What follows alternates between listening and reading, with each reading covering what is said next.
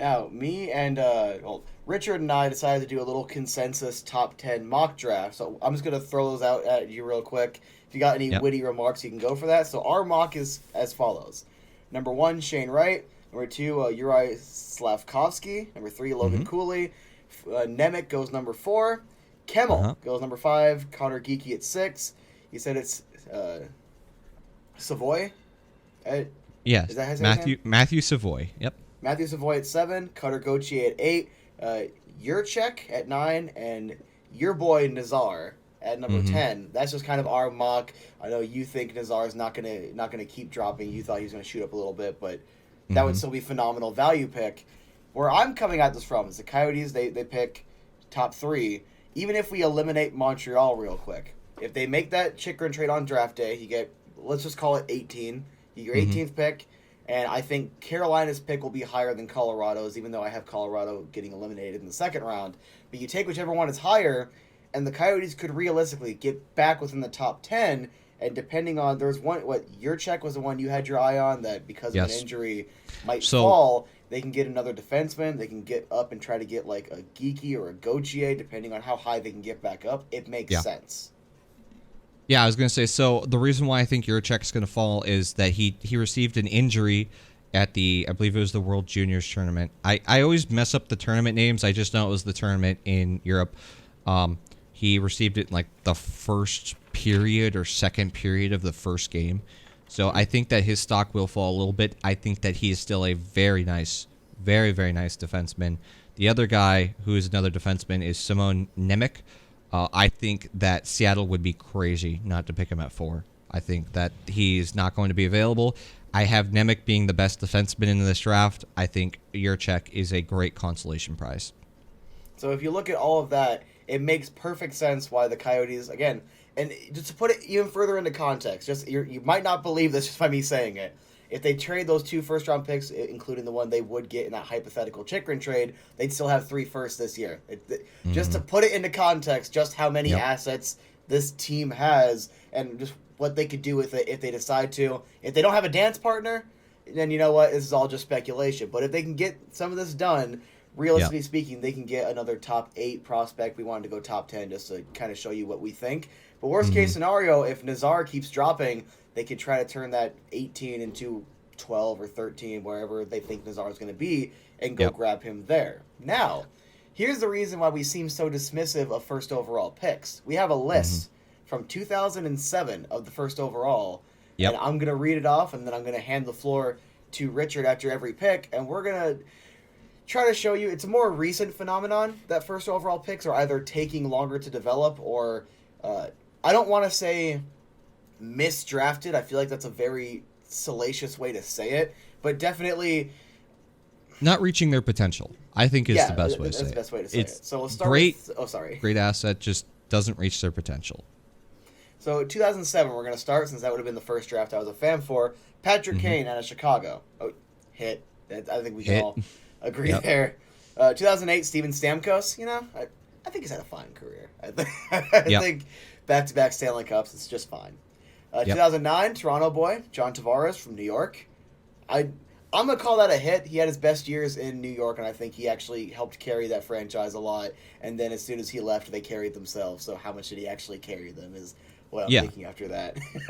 2010, Taylor Hall. I'm going to call that one a hit. But then again, you know I'm a lot higher on Hall than you are. I think it's a little more arguable, though. I'm still high on Hall. I like Hall. I think that he has regressed a little bit. He's not that,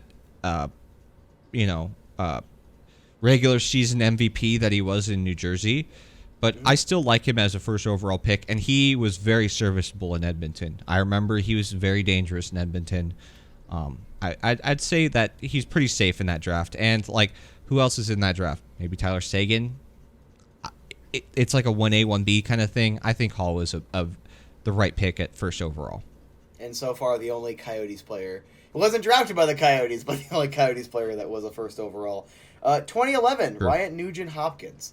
Probably picked a little high, in my opinion. I'm not looking at the rest of the draft when I say that, but he's a very serviceable... Is he their third-line anchor or their second-line center?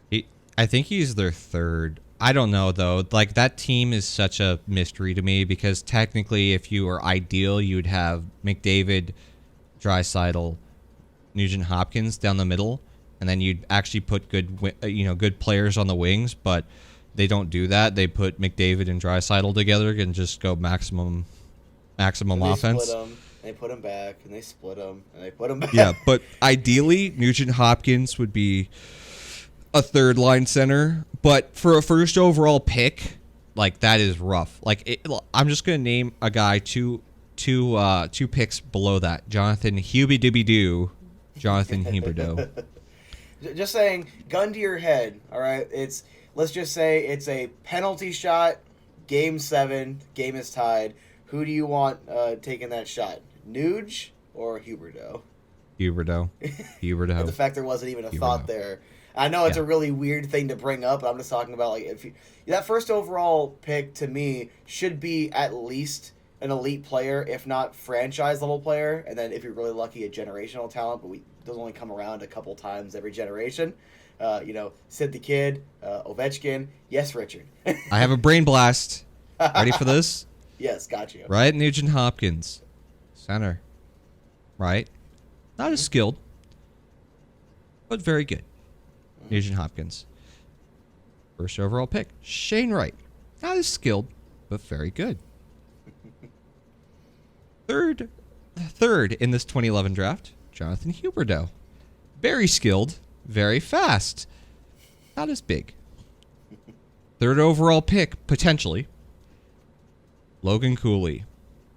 Not as big, but very fast, very skilled. Do we see history repeat itself here?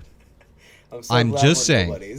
Because if anyone with a brain saw that clip, maybe that gives them enough time to just stop in their boots for a second. Anyway, 2012 Nail Yakupov.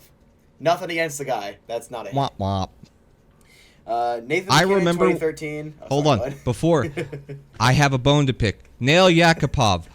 Bye. I'm glad you're gone. When you wanted to score an OT winner in Game 4 of your rookie season and you go sliding back down the ice like you're freaking, I want to say a football player, but a soccer player, and you're sliding down our ice, yeah, get out of here. I saw that game. He wasn't as ridiculous in the previous game, but he did it again in our arena. Screw you. Nathan McKinnon, 2013. I can hate Colorado all I want. This is a unanimous. That's a good one. Oh yeah. 2014. This is not meant to be a hot take. All right, Aaron Ekblad. I still like.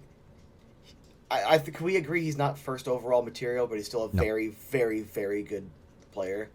He's good. The problem is that he could never stay healthy, and he still can't stay healthy. It's a big shame to see because I am a big fan of Ekblad, but he is not a first overall pick.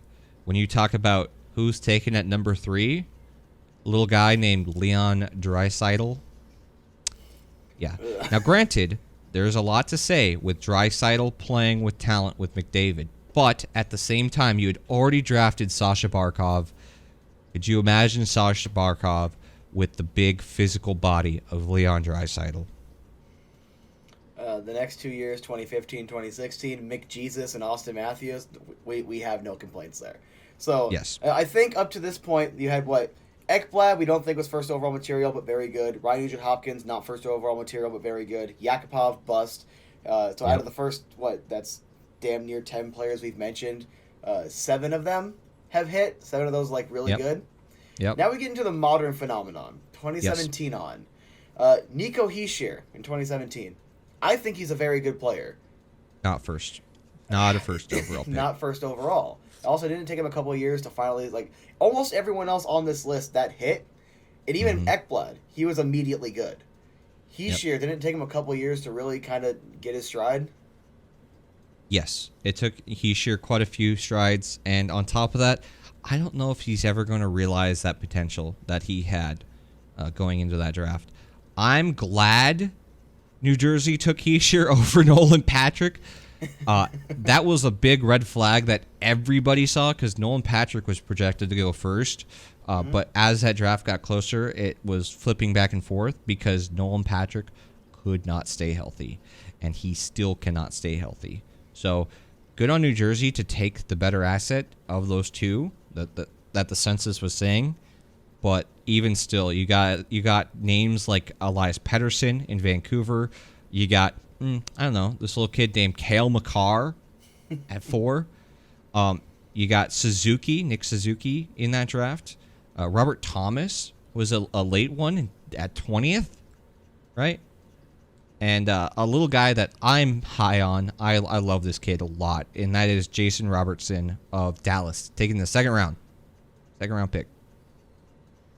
So, just to kind of show you right there, while it was a smarter pick, I could definitely see Makar being, if you had to redraft, I might be leaning Makar first overall if I had that chance.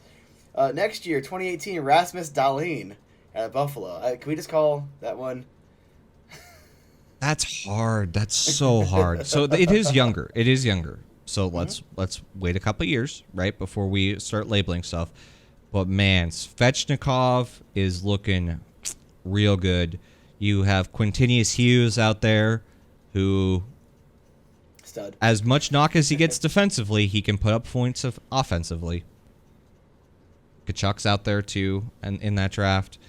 Yeah, that is one of those ones where I'll wait and see, because defensemen take longer to develop than offensemen. So, Rasmus Dahlin being a defenseman, but that's looking a little bit like the Ekblad year, where you look at this kid, he doesn't have a health problem like Ekblad, but he just could never expand on what that projection and that expectation was.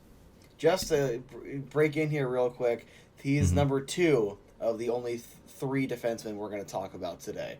Pretty much don't take defensemen first overall. That's all I'm going to say. Not as a knock on defensemen, but like you said, just like with goalies, it takes them longer to develop. And on top of that, I feel like defensemen have a higher likelihood of busting out because it's such a massive role they have to fill. And you get in one of their heads, something with a goalie, they start letting in bad goals, start turning the puck over badly, whatever, you could really derail a career, I think, pretty quickly. Yep. Next up, Jack Hughes, 2019. I think he's good. Very good. Unreal numbers in the U.S. development program. Unreal. I think he had a 2 points a game record. He was up there in top 5 of all-time points per game in the USDP. I don't know.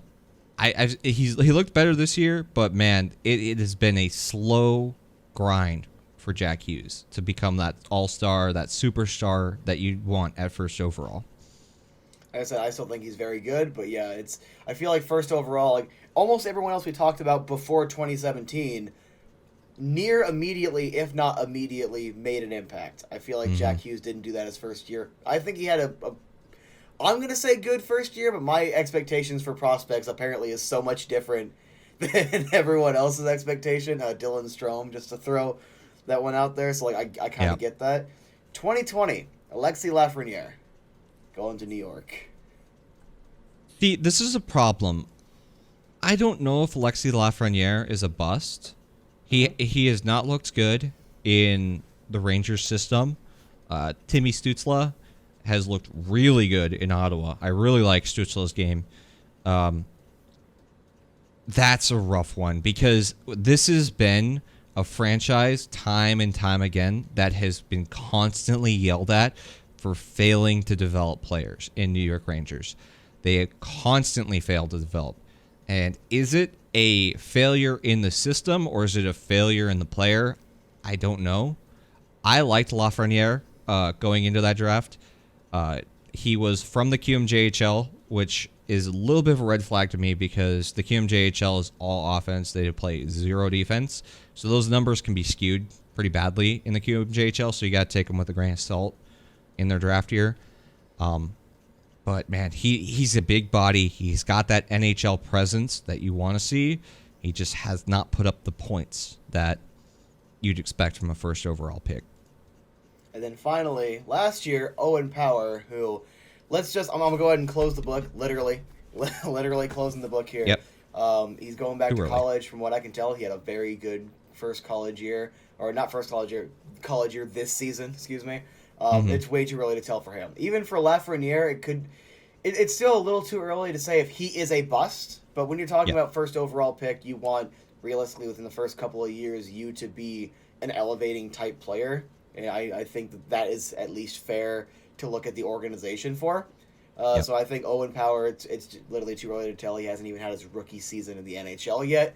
But as for everyone else, I feel like you're seeing the last 5 years, guys are either taking a lot longer or they're being misidentified or misdrafted, I guess. You had a better term. I'm just going to use that to try to convey the specific point I'm trying to make. Maybe a little overvalued. Guys, like I said, taking longer. We might, in 5 years, look at this and, as Coyotes fans, be happy that Shane Wright wasn't drafted by us. We also could be Coyotes fans like the McJesus year or the Austin Matthews year and think, we really wish we could have got this guy. Now, but because it's becoming more and more muddied as time's going on, and I have no idea if it has to do... not blaming advanced analytics. I don't know if it has to do with people paying a little more attention to certain advanced stats in leagues that it wouldn't be appropriate for, or overvaluing certain ones over this, or ignoring it for the eye test, when in my opinion there needs to be a combination of everything when assessing a player, because if you can see them struggling in a lot of these situations but their advanced stats look good, it's like, well, I already know where you're going to struggle, and you can make a better assessment there. It's all useful tools.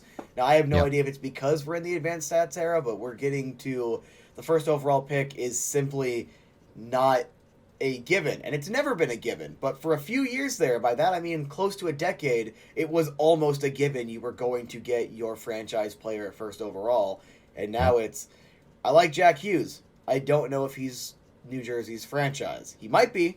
I'm not saying he's not going to be. But the fact that it took him a year or so, Lafreniere probably is not going to be New York's franchise player. Could be. I don't think he ends up being.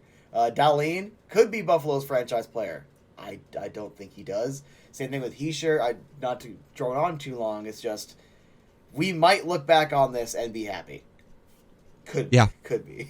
Yeah, it could go both. It could go two ways. It could be the Nugent Hopkins Huberdeau draft, or it could be the Connor McDavid Dylan Strome draft for the Coyotes. That was a great pickup there. But with that being said, did I have confidence in John Chaika at the time? Yes. In hindsight, should I have? No. He put himself with a bunch of people who were kind of in a fake it till you make it mode. Whereas, where is Bill Armstrong now? I am extremely confident. It is not him trying to sell me on a vision like John Chaika was. He is like, this is my vision. This is what I'm doing. Not just let me sell this to you. I like what he's put himself around in the office type situation. There's a great stat that I think he said on PHNX, or maybe it was the crew on PHNX who said this, but all the guys he's put around him, 4 of them have picked first overall. So that tells you, how he's been able to poach people who know what the hell they're doing and who have been there before, versus nobodies that are taking massive pay cuts because they're just getting into it, right? It's like in the talks of engineering, do you want the kid just coming out of school, or do you want the veteran who's been in it for a very long time and knows what the hell to do, right?